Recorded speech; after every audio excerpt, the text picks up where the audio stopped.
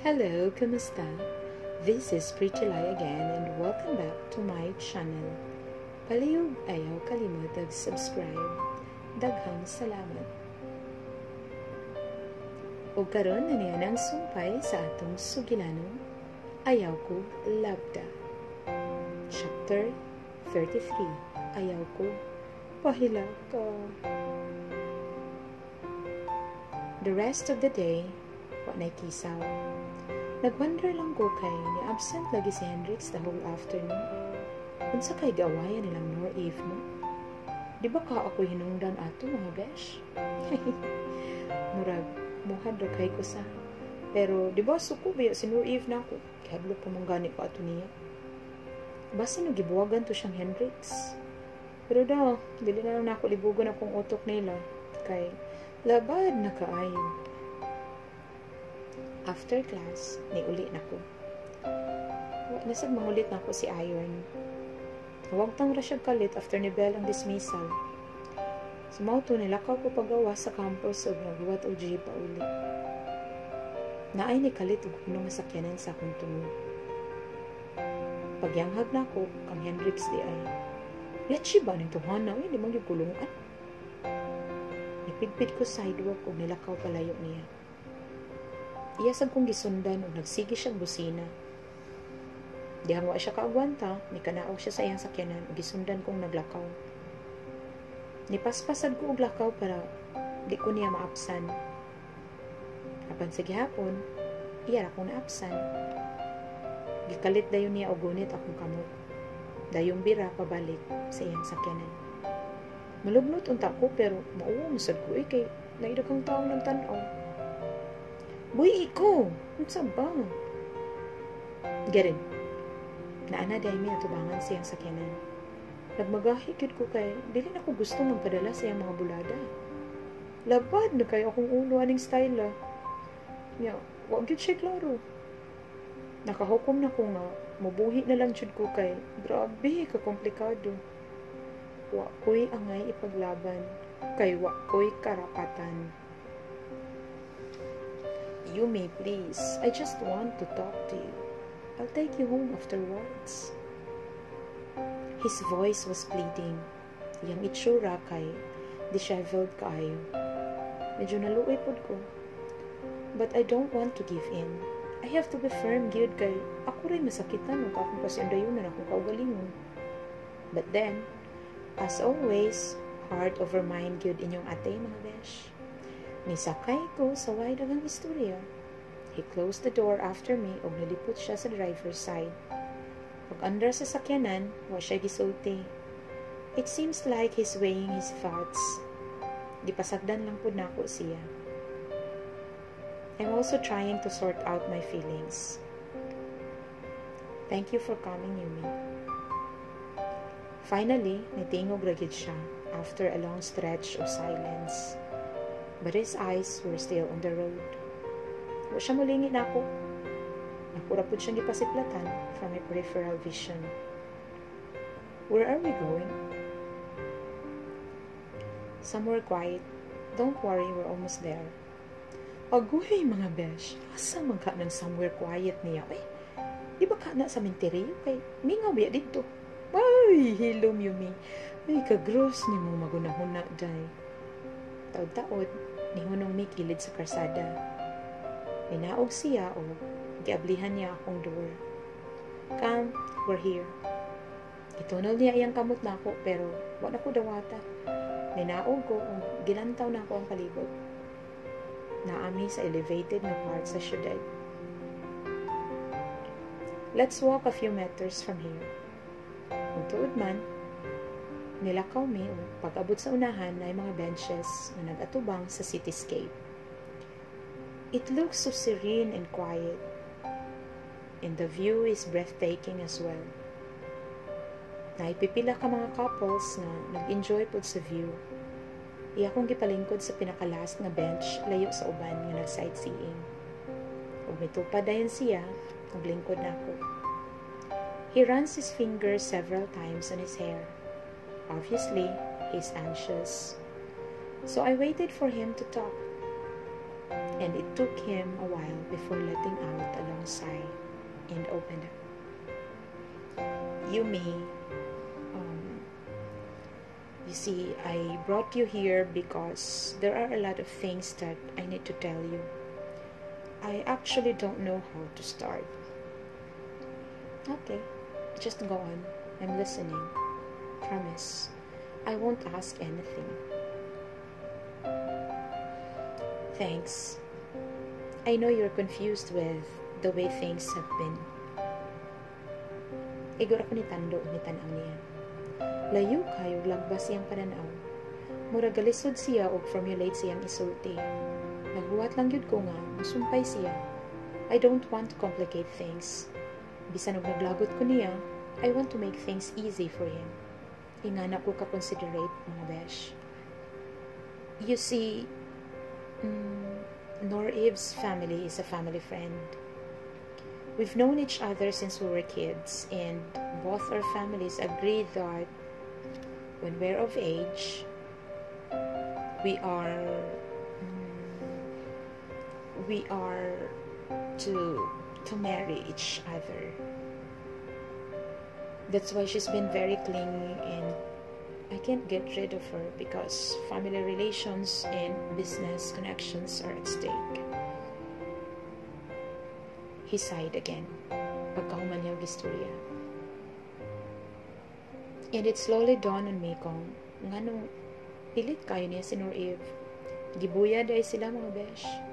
That explains why Nor-Eve is protecting her territory. Kung mausad na rason nga dili mo commit si Hendrix nako.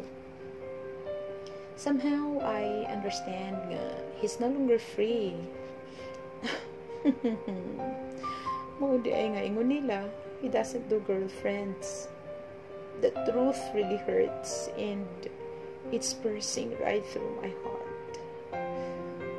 Kung nahugno ko pagkakita na ko nilang duha ni Nor-Eve nga nagkuyog, mas nahugno ko karon nga hibaw-an ako ang kamatuoran. Di lang kay nahugno, naguspat gyud ang akong galamhan sa akong nasayran. Wala na may chance, mga besh. Oh. That's why I couldn't give you a clear answer on what we are, Yumi. As much as I wanted to claim you as mine, I just can't. It will only complicate things, and I don't want to drag you into the mess. I'm beginning to understand your point, Gray. You should have told me earlier. I'm sorry if I was being selfish. I just want to be happy.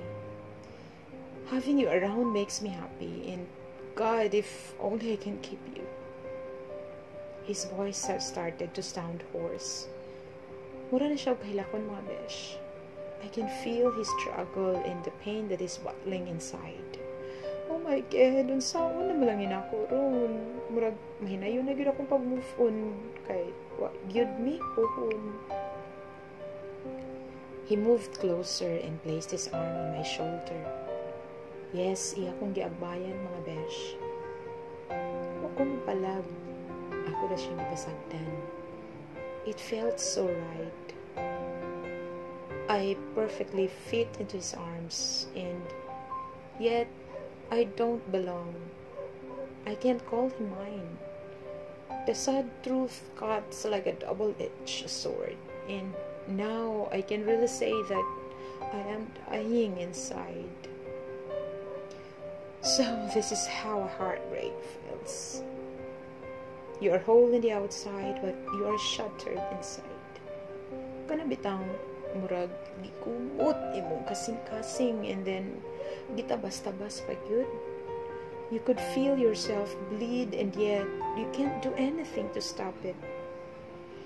Ay, kafaets, mga besh. He's within reach, pero di ko kaabot niya. So near, yet so far.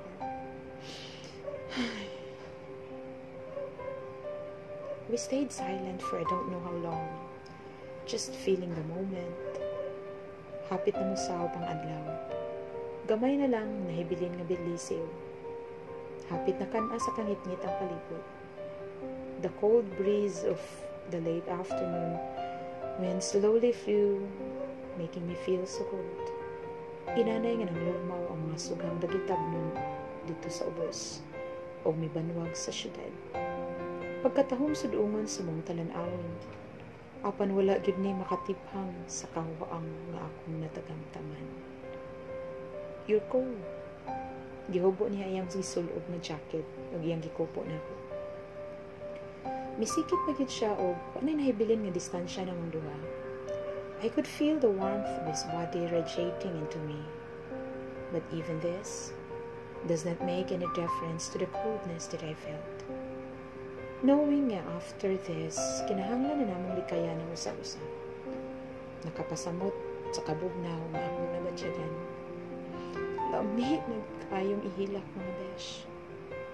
My tears are pooling in the corners of my eyes. But I don't wanna be weak. Di ko gusto magpakita og kahuyang siyang atubangan. Ug labaw na nga di ko gustong iyang kaluyon. I see no point in pursuing this feeling kay wala man day ni paingnan. Unta, wala na lang nako nagibati kung wa man di ay katumanan. Kontento raman unta ko sa mga kilig-kilig moments nga akong bation sa una kung makita na nako si Khalil. But what I feel for Hendrix is a whole new different feeling. It's deeper. That's why it hurts so bad. Are you okay? You've been very silent. Yeah, okay na po. I just don't know how to react. My mind suddenly went blank. Even if I've heard it before from someone else, still it feels different coming from you. It felt so real and it got so deep. I'm so sorry, woman. I didn't mean to make you fall and just leave you hurting. I thought Nor-Eve is not coming back anytime soon. Your sorry won't change anything, Gray. I just wish that I should have known sooner. You shouldn't have let me on. But I can't help myself. You feel the void in me. I find your presence comforting. Your smiles paint a rainbow in my sky. I just want to be happy, Yumi. I'm sorry for being selfish. He then held my hand and squeezed it. It felt so soft against his own. Ni-fit na put siya perfectly mga besh. As if it was customized to fit his. Lami unta kayo sa pamati, but knowing that this would be the last time nga magunitan ako iyang kamo, my heart bleeds more. Nindot pagid kaayo pamation niyang mga gipanulti. For the first time, he told me things na makapakilig to the bones. Pero wa na'y pulos mga besh, kay nagdugang sa kasakit. He wasn't really very vocal about his feelings for me before, and now that he opened up, naunta, ni close mo dayon. Ay, sad life mga besh. I hope you will forgive me. May not be right away, but I hope someday.